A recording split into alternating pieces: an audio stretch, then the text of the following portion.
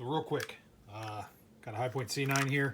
Just a couple things that if you're looking to buy some extra things along with your Hi-Point with the one mag, here's my suggestions. Cheap flashlight. This one was literally $1 at Walmart. Just a little 50 lumen throwaway light. Seems to work okay. I'll get a better light for it eventually, but there you go. Cheap little light.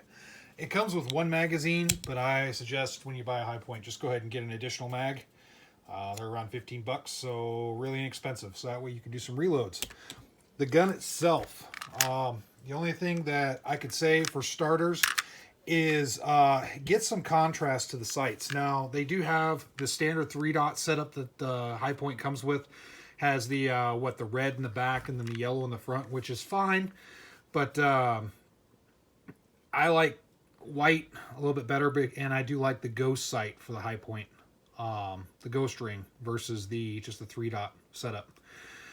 So with that said, to give the ghost ring a little bit of contrast, of course, I went ahead and put white fingernail polish on it, so that way you can see right there.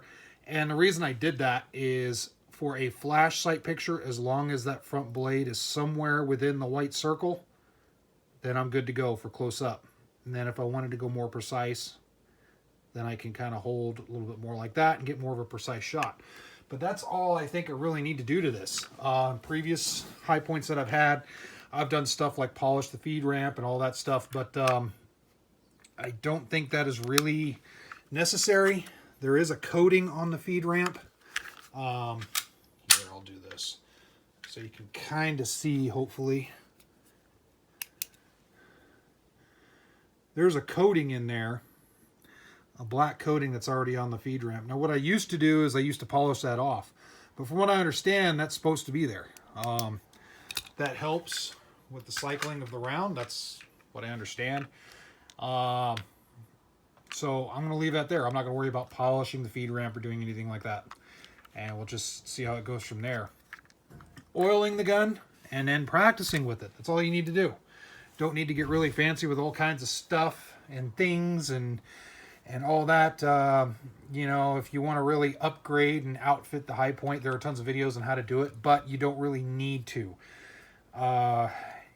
Along with getting an extra mag, making sure your sights are contrasting, and then having a flashlight, get some inexpensive ammo. This is Fiocchi, 115 grain hollow point.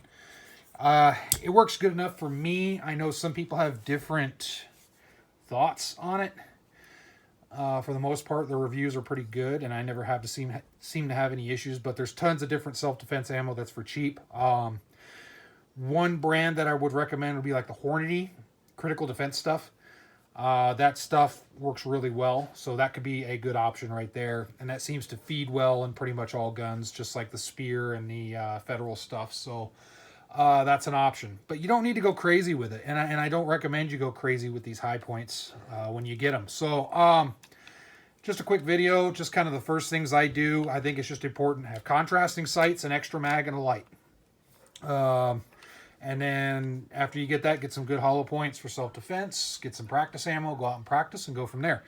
Now, they do have different grips available online. I think eBay and Amazon, they sell different style of grips. Well, I shouldn't say different style, but I think they're hydro-dipped or Cerakoted or something, different colors. And I think there's even some wood grips out there that I've seen, or at least they look like wood grips. So if you want to change things up, you can certainly do that. You know, the only thing I would suggest doing if you're wanting to do anything to the grips is get some of that rubber spray coating stuff. I don't have any right now, but that might work pretty good to help get you a little bit more grip on the gun, because these grips are pretty slick from the factory. So in any case, just my thoughts on the first things you can do to kind of help with your C9 when you first purchase it. Don't worry about going too crazy. Just get out and shoot it. Have fun with it. Learn it. Get good with it. And all that good stuff. And then worry about that other stuff later. All right. Thanks a lot for watching.